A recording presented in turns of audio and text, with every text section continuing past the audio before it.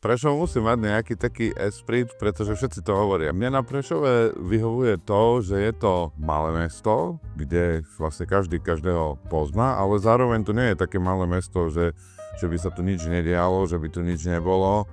A je tu bohatý život, či už kultúrny, alebo proste rôzne iné vyžitie, pretože jednak sa tu pomiešali národnosti. Je tu silná škola humanitného zamerania už v podstate od nejakého 19. storočia.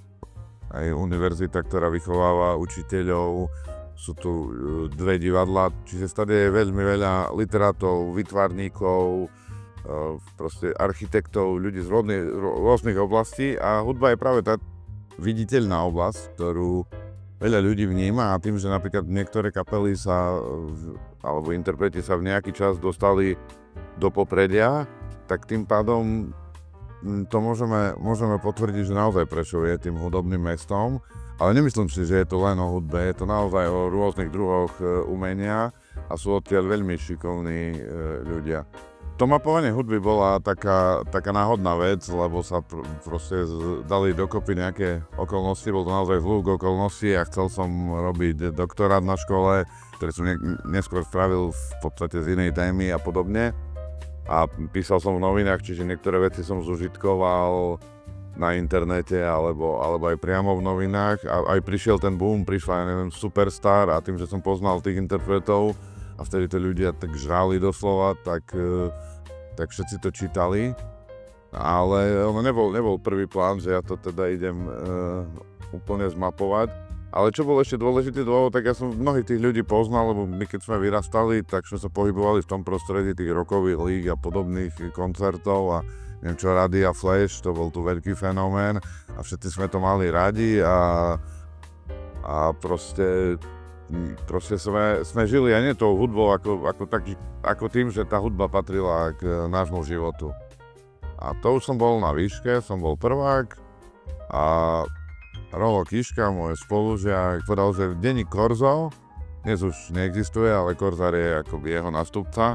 Denník Korzo robí konkurs na redaktora v Prešove, že otvára prešovskú redakciu, že choď tam. A hovorím, a to myslíš, že to mám šancu, a on však choď tam, čo akože riešiš. Tak som tam išiel a naúspel som a v podstate s rôznymi nejakými obmenami, ale v podstate odtedy som tam dodnes. Bol som vždycky vášnivý čitateľ, mal som rád denník SME a dnes vlastne som súčasťou denníka SME a Korzára, teda vydavateľstva, ktorého vydáva. Mňa baví na tej novinárčine práve tá pestrosť, že jeden deň robí človek jedno, druhý iné. A ešte keď je v regióne, tak sa nemusí špecializovať, ja neviem, na zdravotníctvo, alebo školstvo, alebo šport, ale v podstate môže robiť hocičo. Teraz toto obdobie je úplne to najzaujímavejšie, že tu bolo 20 takého väčšieho kontextu, alebo nadhľadu 20 nudných rokov. A od tých 90. rokov, ktoré boli dynamické v dobrom aj zlom, tak po nejakej fáze útlmu, aj keď to je vo veľkých úvodzovkách, tak teraz sme opäť vo fáze, ktorá je pre novinára veľmi zaujímavá. Ale to neznamená, že žijeme dobré časy alebo ideme do dobrých časov, ale určite do zaujímavých časov. Ďalšia vec, že koľko prišlo dezinformácií, hoaxov, vždycky tu boli, ale vždycky boli tak na okraji. Dneska sú hlavný prúd. Ne?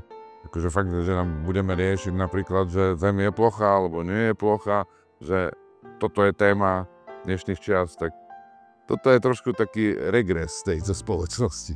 Ale ďalšia vec je, že naozaj ten atak tých informácií je tak silný a tej propagandy, tých dezinformácií, že jednoducho tomu za veľmi krátky čas podľahne veľmi veľa ľudí. A podľahne nielen, že nejakej správe uverí, ktorá nie je pravdivá, to sa môže stať bežne, to sa stalo asi každému, ale že proste podľahne naratívom, ktoré sú úplne nezmyselné alebo sledujú nejaký cieľ propagandistický a podobne. Ďalší problém vidím v tých krátkych videách, alebo ako to povedať, v tej dominancii krátkych videí, ktoré sú dneska hlavný zdroj informácií. A proste krátke emotívne video za 20 sekúnd toho človeka viac teda konzumuje tento typ obsahu, než by si teraz prečítal dlhý analytický článok. Alebo už hoci aj pozrel reportáž dvojminútovú, to už je dlhé v televízii, kde sú všetky relevantné strany, kde sú teda overené tie fakty. Lebo no ako inak sa to dá robiť, ako inak sa dá informovať, než naozaj, že overovať fakty, zverejňovať to, trpezlivo počúvať, trpezlivo vysvetľovať. A áno, je to ťažké v dnešnej dobe, niekedy je to aj také, že už človek si povie, že má toho dosť, ale aj tak tá zodpovednosť preváži. Čiže si myslím, že je to o zodpovednosti. Prečo je také záhadné mesto, plné mýtov a legend a hovorí sa mu, že Ateny nad Torisou a Liverpool, Seattle a všeličo. Mne sa páči napríklad Jahodové mesto, lebo to je niečo také charakteristické, také milé a také voňavé. To hneď proste jahody cíti človek a vie, že je doma.